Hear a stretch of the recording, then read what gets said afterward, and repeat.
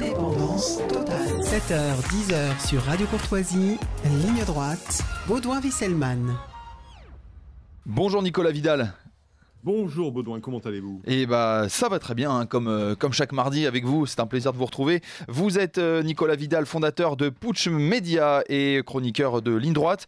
Et suite à l'attentat d'Arras, Emmanuel Macron a déclaré que l'État devait être impitoyable. Ne doit-on pas s'en réjouir de voir un peu de fermeté face à la menace ? Oui, suite d'ailleurs aux événements de Bruxelles tragiques d'hier soir, et la politique française, cher Baudouin, un vaudeville incessant où chaque ministre, vous le savez, joue sa petite mélodie sur un air de déjà-vu, alors que nos concitoyens subissent des violences quotidiennes partout en France et que les terroristes fichés S égorgent nos enseignants. Et au centre de cette mascarade tragique, trône qui ? Trône notre cher président Emmanuel Magicron Macron, dont le tour de magie le plus remarquable semble être sa capacité à maintenir un équilibre précaire entre rire et désespoir, avec ses déclarations ridicules du « je crois en nous ». Mais il n'est pas le seul dans ce gouvernement d'irresponsables à prendre les Français pour des jambons. Prenons par exemple Gérald Teffal Darmanin. Alors pourquoi Teffal ? Parce que rien ne semble adhérer à lui. Ni le fiasco du Stade de France avec les supporters prétendument anglais, ni la tragédie de l'assassinat de Samuel Paty il y a 3 ans, ou encore les manifs pro-palestiniennes interdites, mais qui se tiennent malgré la force de l'ordre.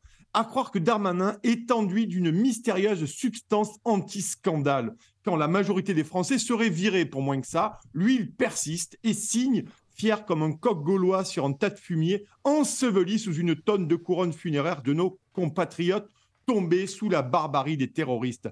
Alors ne serait-il pas l'heure de questionner la recette de ce téflon ministériel ? À ses côtés, Baudouin, il y a l'inénarrable Éric plaide pour tout Dupond-Moretti, le garde des Sceaux de sable. A beau avoir changé de costume, il ne peut s'empêcher de rejouer ses plus grandes fourberies d'avocat.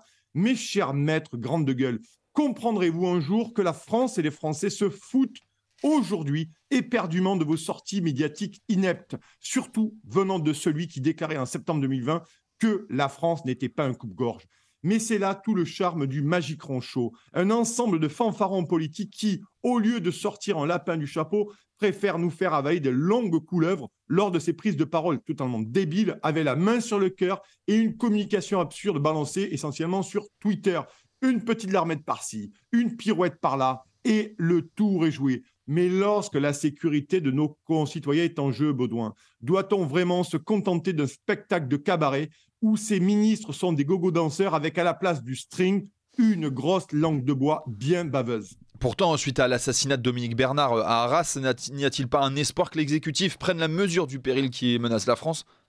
Eh bien, je désespère que non, cher Baudouin, car il ne faut pas se laisser abuser par les annonces tonitruantes pour donner l'impression fallacieuse que tout est sous contrôle, que le navire France est solidement ancré et que notre sécurité est assurée. Il ne faut pas se laisser abuser par les fausses excuses, les explications embrouillées des « oui mais ». C'est un peu comme si on nous annonçait une pièce de Molière jouée par la Comédie Française et qu'on se retrouvait avec un sketch de Benny Hill mis en scène par les plus éclatantes têtes creuses de la télé-réalité. Et ces gens sont inconscients, ils sont pleutres, ils sont irresponsables et ce sont eux qui nous gouvernent. Et qu'a-t-on eu ces derniers jours ? Le niveau le plus élevé avec une urgence attentat où Gérard Teffal Darmanin conseille aux Français de faire attention. Mais de qui se moque Darmanin ? De qui se moque-t-il ? À quoi servent alors nos impôts à part financer l'Ukraine, verser notre gabelle à Ursula von der Leyen, financer les milliards de fraude sociale, assaisonner les grandes entreprises championnes de l'évasion fiscale, régler rubis sur ongle les milliards d'aides que sont l'AME et la CNU, ou payer des factures pour des pages blanches rédigées par McKinsey ? Où va notre pognon ? Oui, où va notre pognon ? Alors, quelle est la prochaine étape pour notre cher Magicron et sa troupe de manchots irresponsables ? Verrons-nous enfin des actions concrètes ou continuerons-nous à être les proies impuissantes des tueries de masse ? Et pendant que Teffal Darmanin s'évertue à nous convaincre que tout va bien, qu'il fait tout ce qu'il peut et que plaide pour tout Dupond-Moretti ses poumons dans plaidoiries stupides sous les projecteurs des médias complaisants, le peuple français attend. Oui, il attend des réponses, de la clarté et de l'action.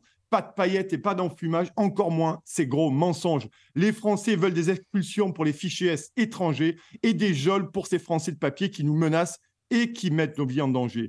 Car lorsqu'il a été question de se payer les Français non vaccinés, la Macronie n'a pas fait dans la dentelle. Passe, QR code, contrôle de police, attestation, fin de nos libertés individuelles, contravention. Et alors, jusqu'à quand accepterons-nous d'être les dindons de la farce?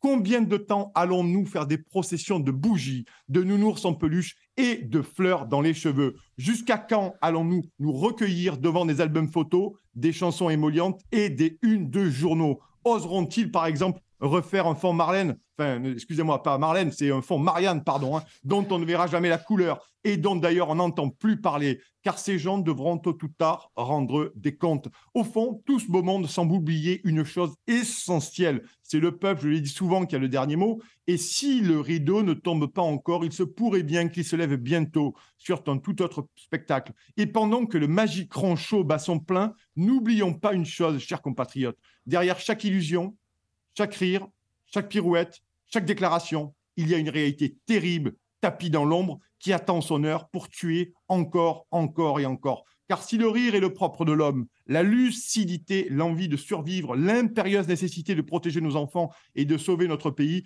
devrait être celui de chaque Français. Et Macron n'a plus le temps de fanfaronner, car l'heure est grave et nos vies sont en danger, Baudouin. Merci Nicolas Vidal pour cette saine colère. Vous êtes fondateur de Putsch Média et on vous retrouve mardi prochain. Merci Nicolas.